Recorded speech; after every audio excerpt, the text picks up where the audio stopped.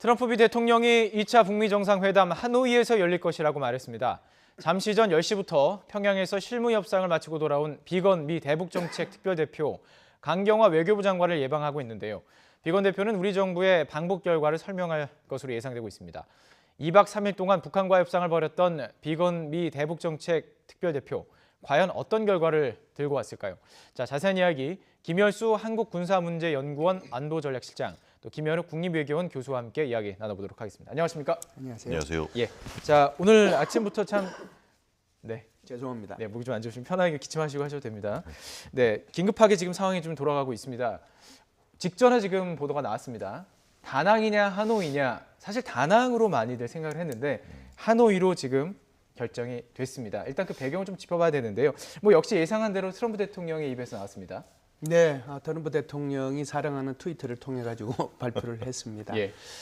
사실상 이제 지금 말씀하신 것처럼 다낭하고 하노이하고 어디 쪽이 될 것이냐, 그래서 장소만 이제 밝혔을 뿐이지 사실상 이것을 블랭크로 놔뒀거든요. 네. 그런데 이제 비건 대표가 북한을 방문하고 돌아오고 난 뒤에 보고를 받고 최종적으로 아마 이것을 하노이로 결정해서 발표하지 않았는가 이렇게 봅니다. 제가 볼 때는 미국의 입장에서 보면 다낭을 선호했고요. 네. 베트남 입장에서는 아마 하노이를 선호했던 것으로 보입니다. 이것은 김정은 위원장의 베트남에 대한 공식 방문하고도 직접적으로 연관이 있지 않겠는가, 예.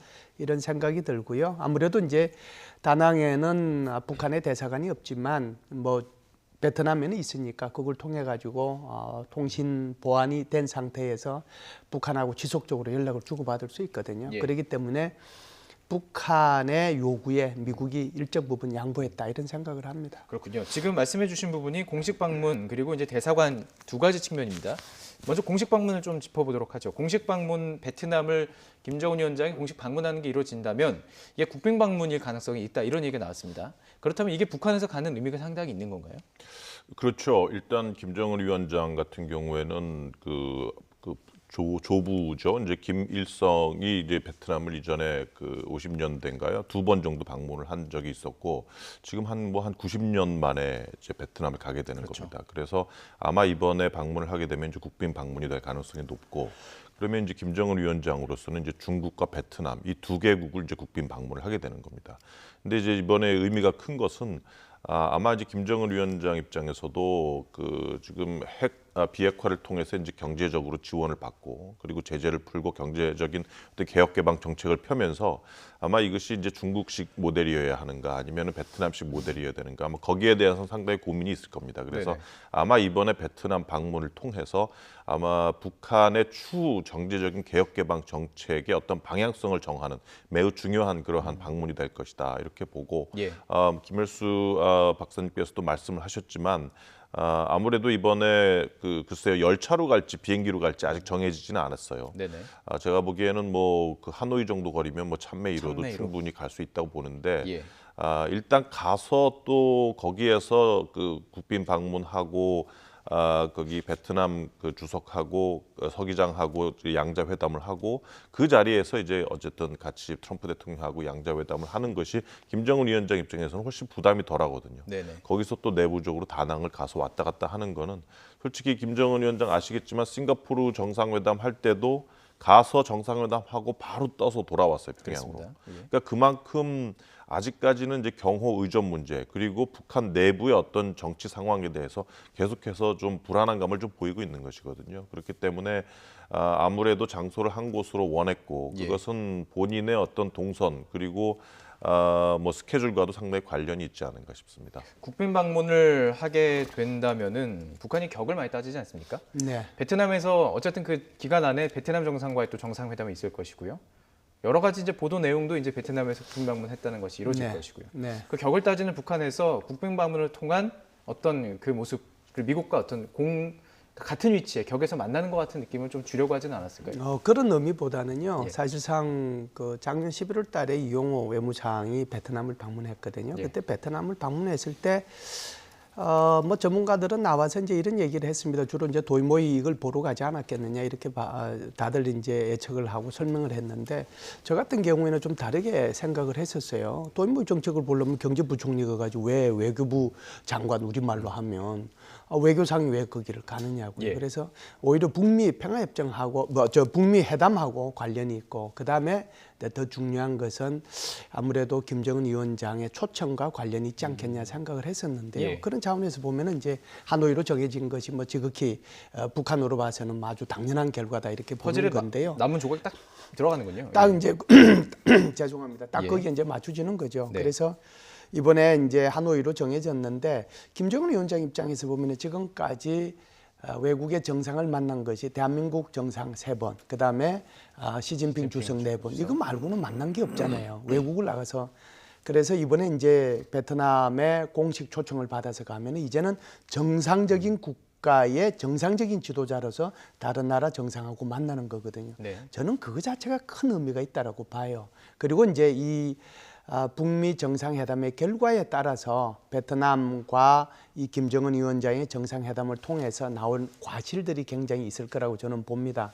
그래서 북미 정상회담을 하기 전에 이 베트남과 김정은 위원장이 정상회담이 있을 수도 있고 끝나고 나서 정상회담이 있을 수도 있는데 예. 제가 볼 때는 어찌됐든 국빈 방문을 통해서 이 북한이 얻을 수 있는 정치적인 효과, 경제적인 이득 이런 것들은 굉장히 많이 있지 않겠는가라고 생각을 합니다. 이게 지금 단기간에 싱가포르 회담처럼 짧게 만나고 가는 게 아니라 지금 1박 2일 일정이 예상되고 있지 않습니까? 네. 그렇다면 깜짝 방문은 없을까요? 혹은 그 기존에 이제 외신들에서도 나왔던 부분이 다낭 하노이를 다 오갈 수 있다라는 얘기였습니다. 네. 이번에 혹시 이 기간 중에 뭐 다낭을 간다거나 뭐 다른 쪽으로 옮길 수 있는 그런 가능성 없다고 보십니까? 글쎄요. 지금 뭐 스케줄을 보면은 뭐 김정은 위원장이 25일 날 들어가서 26일 날 그 양자 회담을 하고 27, 8 예.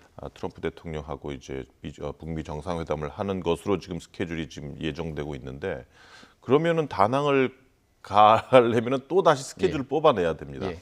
그렇기 때문에 지금 상황에서는 오히려 하노이 쪽에 좀 집중을 하지 않을까. 그리고 김정은 위원장 입장에서도 도이모이 정책, 경제 정책, 개혁 개방 정책을 살펴보려면 이전에 그 사회주의 국가 영토였던 하노이 지역이 어떻게 발전을 해왔나를 보는 것이 오히려 지금 뭐 다낭 지역이라든지 아니면 그 사이공 옛날 사이공이죠 호지민 시티를 가서 보는 것보다는 훨씬 더 유익할 겁니다. 예. 그렇기 때문에 아마 그런 의미에서 본인이 그 본인의 어떤 조부가 갔었던 그런 그 하노이 지역 그리고 사회주의 정부 간의 어떤 결속 이런 것을 좀 더 중점을 두고 양자 회담을 하지 않을까 봅니다. 그렇군요.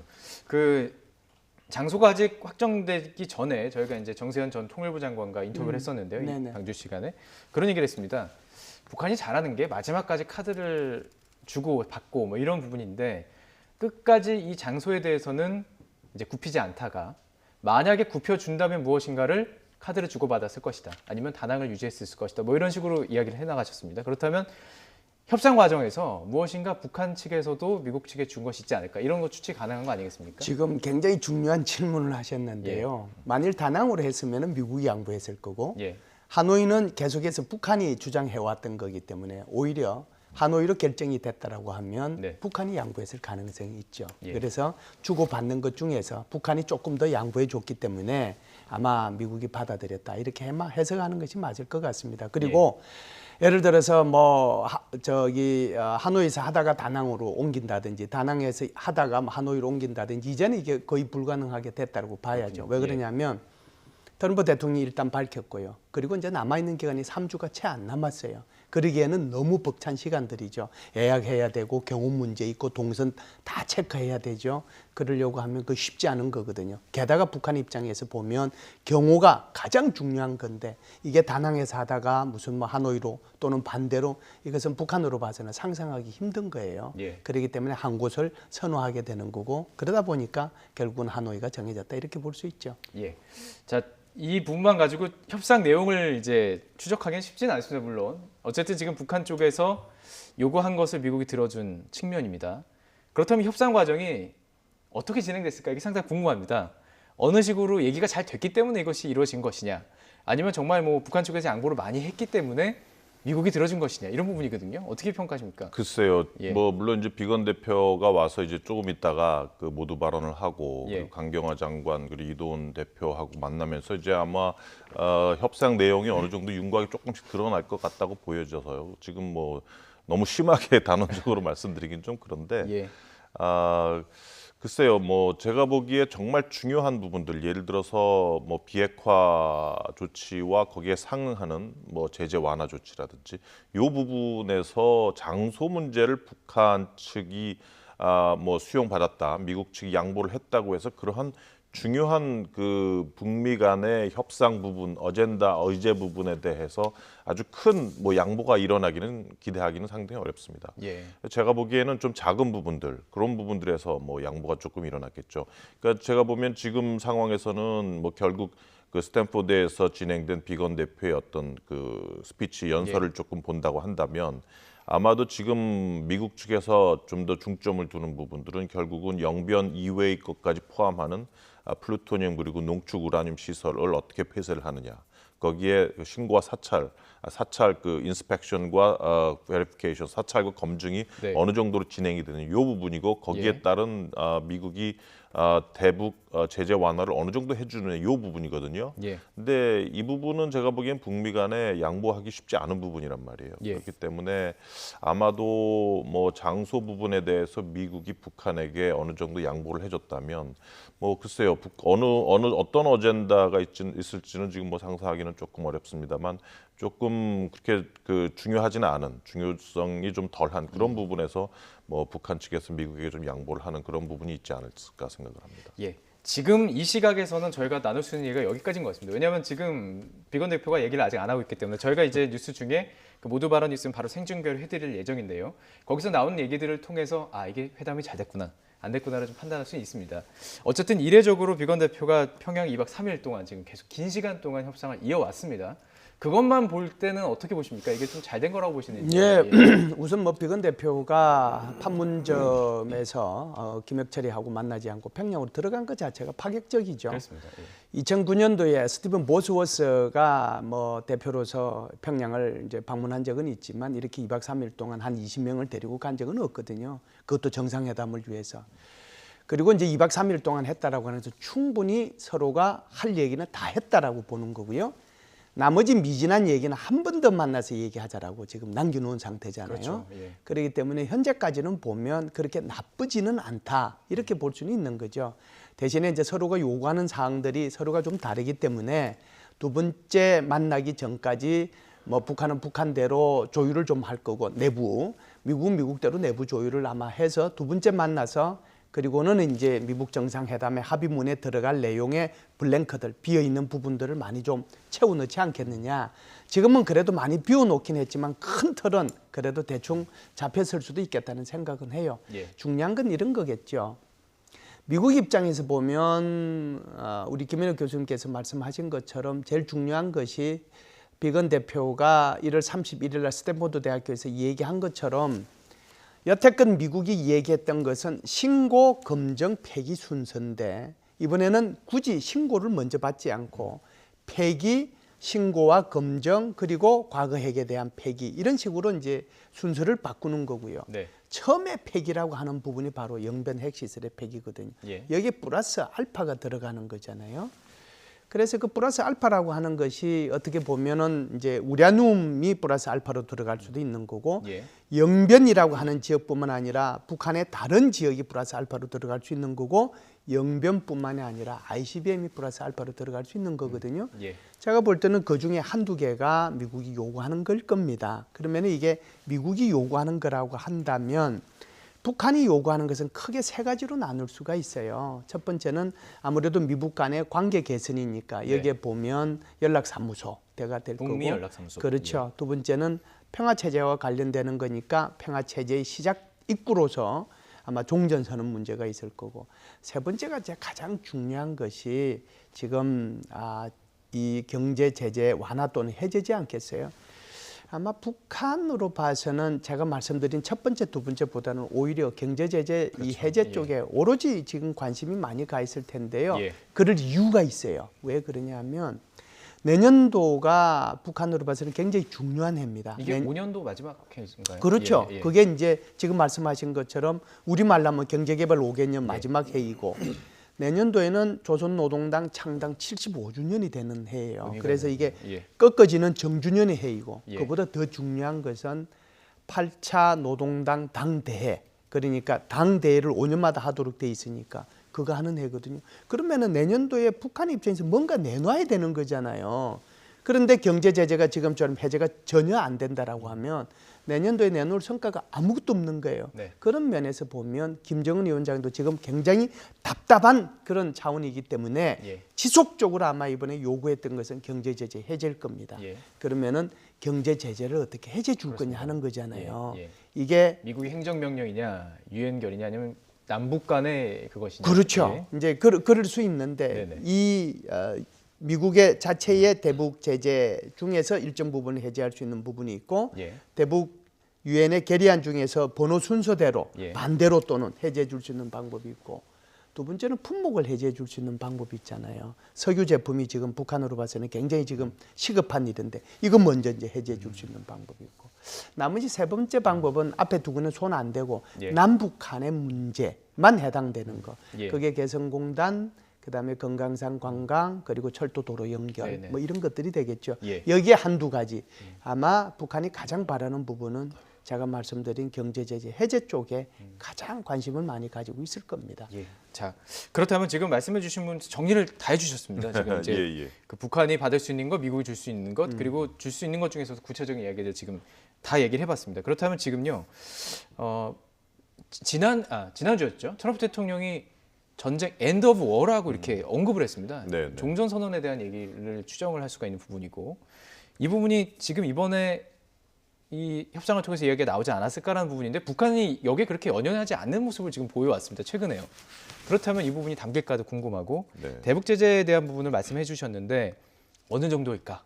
네. 과연 이거에 따라서 서로 이제 상호 신뢰 관계가 시작되는 시점 아니겠습니까? 네. 이게 물살만 잘 타면은 쭉 연결될 수 있는 거 아니겠습니까? 어떻게 보십니까? 글쎄 지금 그 종전 선언에 대한 관심도 그러니까 미국과 북한이 가지고 있는 종전 선언의 관심도는 생각보다 낮아요. 예.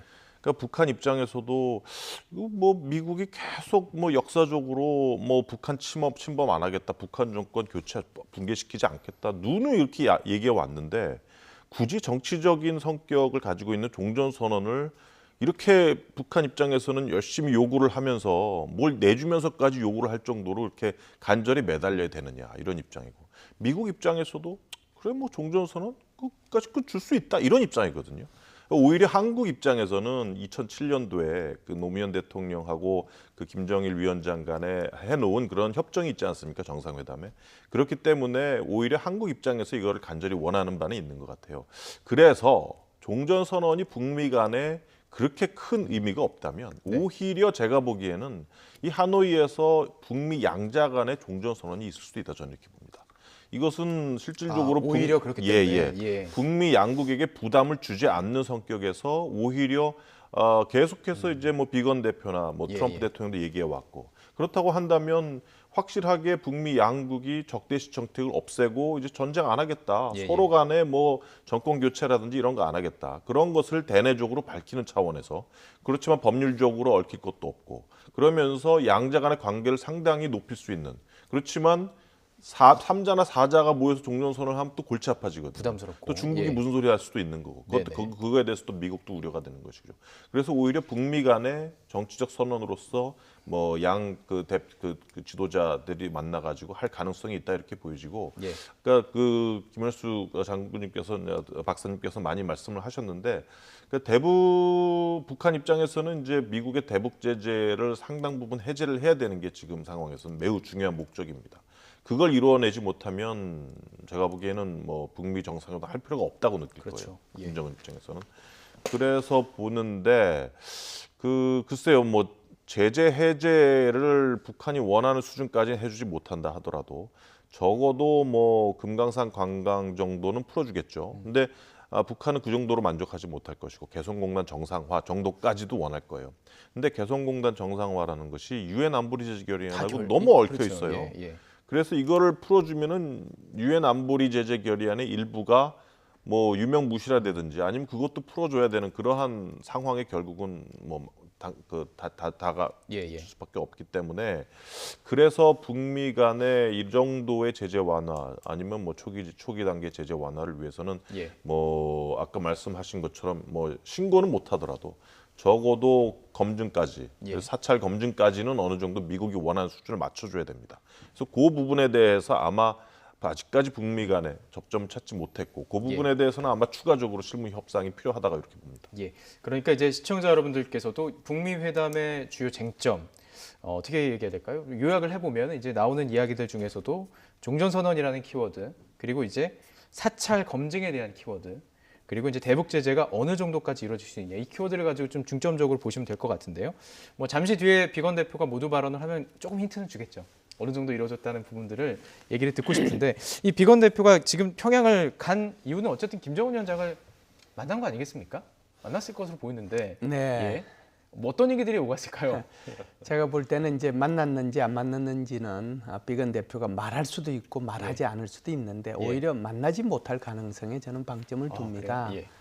왜 그러냐면은 이제 비건 대표는 어떻게 보면은 이제 차관보 신분이잖아요. 그래서 뭐 김혁철이가 자기의 협상 파트너고 그 위에 만난다라고 하면은 김영철은 아마 만났을 겁니다.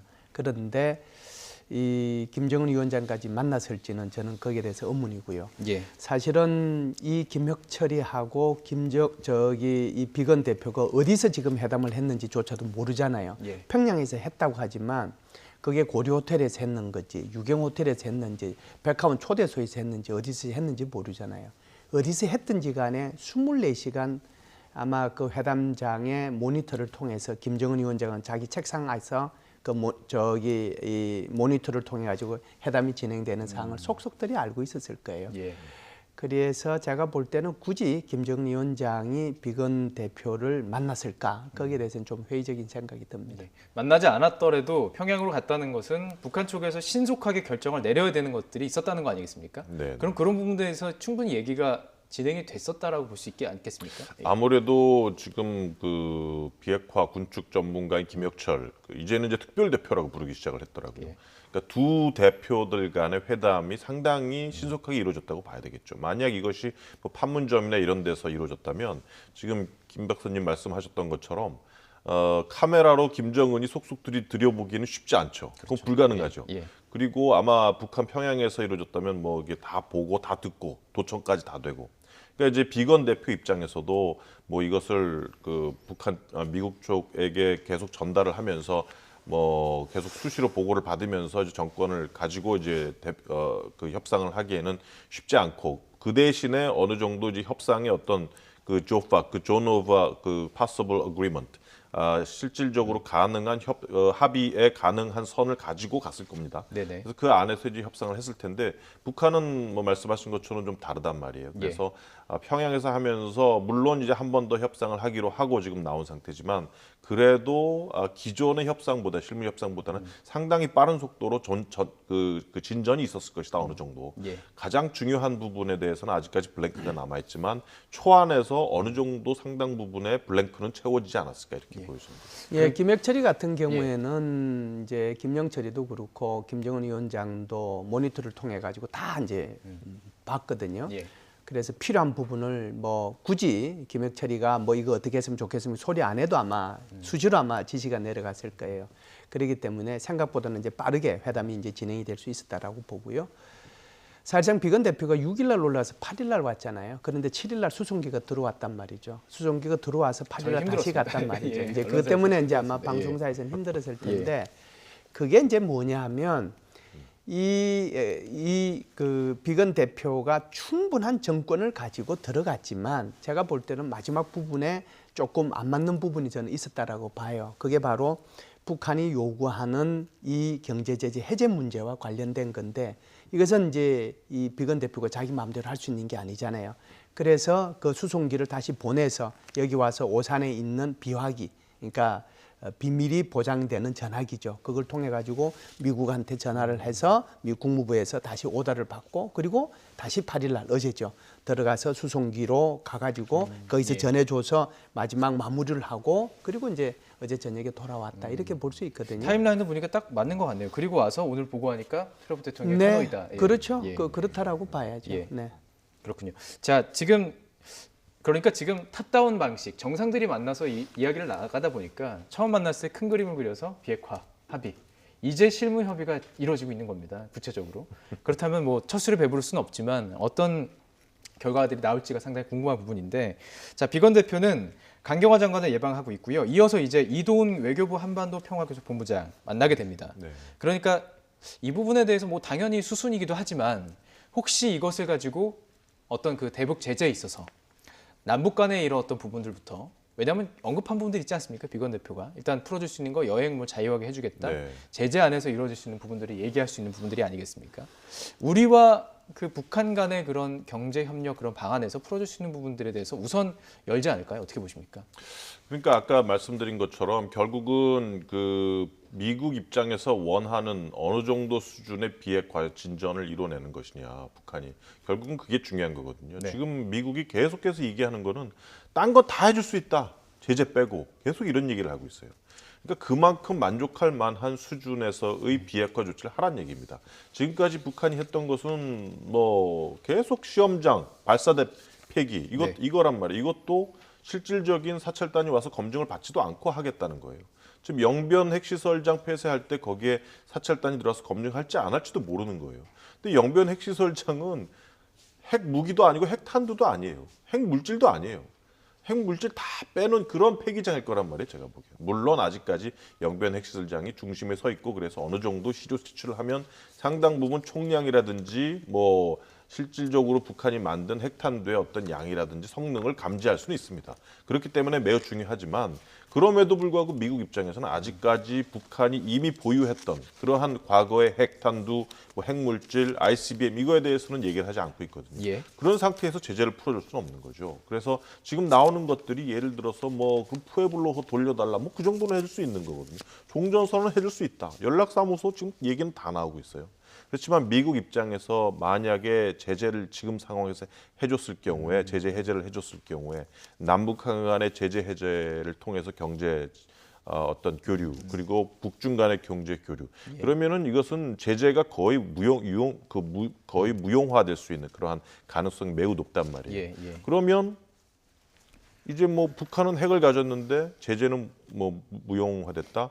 그리고 이제 올해 한 가을 이후부터는 미국도 대선 분위기로 들어가지 분위기죠. 않습니까? 그럼 트럼프 입장에서는 이렇게 망가질 가능성이 있는 그러한 그 북한 상황에 대해서 다시 되돌리거나 네. 제재를 바로잡고 핵은 포기 안 했는데 제재 완화되니까 완전히 다 경제적으로 계속 교류를 하고 있네. 다시 제재를 다시 강하게 바로잡아야겠다. 예. 이미 늦는 거죠. 그럴 제재를 겨를도 풀 없어지는 가능성이 거죠. 없군요. 네. 예. 그렇기 때문에 결국은 제재를 계속 풀지 못하는 그러한 상황이고 예. 그래서 계속해서 나오는 것이 결국은 그 부분이죠. 그리고 그 스탠포드에서 비건 대표가 얘기한 것들이 상당히 많은 그러한 우리가 예상하지 못했던 새로운 사실들을 많이 담고 있어요. 예. 그러니까 이제 데클러레이션 신고 같은 경우는 포괄적 데클러레이션 포괄적 신고 같은 경우는 이제 일단 뒤로 빼겠다는 것이고 예. 결국 가능하면 뭐 영변 이외의 플루토늄 또 농축 우라늄 시설의 폐기까지도 얘기를 하겠다고 했지만 아마 초기 단계로서 영변 시설 폐쇄가 아마 주로 논의가 될 겁니다. 그래서 예. 그걸 어떻게 폐기를 하느냐, 예. 그 부분과 거기에 따른 상응 조치 아마 그런 것들이 아직까지 계속 남아 있는 과제다. 계속 말씀드립니다. 혹시 비건 대표가 천해성 통일부 차관을 만난다면 혹시 그런 부분도 추측이 가능하기 때문에 좀 여쭤보는 질문인데 네. 제재라는 것은 또 미국에서 절대 풀 수 없는 부분이기 때문에 이게 이 부분이 정말 매듭이 꽉 묶여 있는 것 같습니다.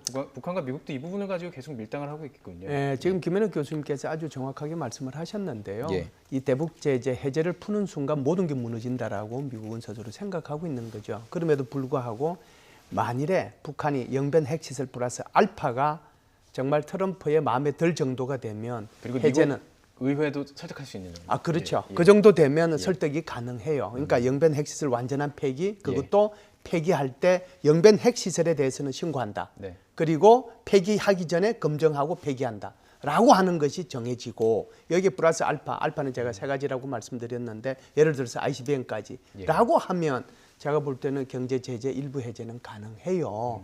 그러니까 지금 비건 대표가 예를 들어서 이제 강경원 외무부 장관, 그다음에 이제 이도훈 평화교섭본부장 이렇게 이제 만나게 되는데 이 사람이 가지고 있는 리더십이 아주 특이해요. 이 사람은 굉장히 사람과의 친밀도가 높거든요. 예. 그래서 아마 이런 식으로 방문을 해서 갔다 온 얘기를 이제 충분히 한미 간에 이제 철저한 공조를 하기 위해서 이렇게 지금 하고 있지 않는가라고 예. 보고 예. 그런 차원에서 보면은 지금 천혜성 통일부 차관을 만나는 것도 아마 이 경제 제재 해제와 관련된 남북 간의 문제 네. 그 부분에 대해서 조금 얘기하지 않겠는가라고 생각을 합니다. 예. 2019년 2월 한반도가 아주 다이나믹하게 돌아가고 있습니다. 역사에 남을 아주 귀한 어떤 시간이 되지 않을까. 긍정적인 전망을 좀 하고 싶습니다. 잘 돼서 이게 정말 평화가 안착될 수 있는 기회가 됐으면 좋겠습니다. 네, 자세한 이야기 김효수 한국군사문제연구원 안보전략실장, 김현우 국립외교원 교수와 함께 나눠봤습니다. 말씀 고맙습니다.